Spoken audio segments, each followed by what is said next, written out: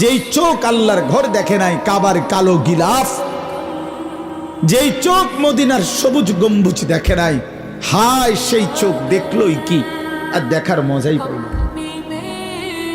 জীবনে দেখার স্বাদ পাইল কি? কালো গিলাফই দেখে নাই তো দেখলো কিসে? নিয়ত করেন ইনশাআল্লাহ মালিকের ঘর দেখবেন, বলেন ইনশাআল্লাহ।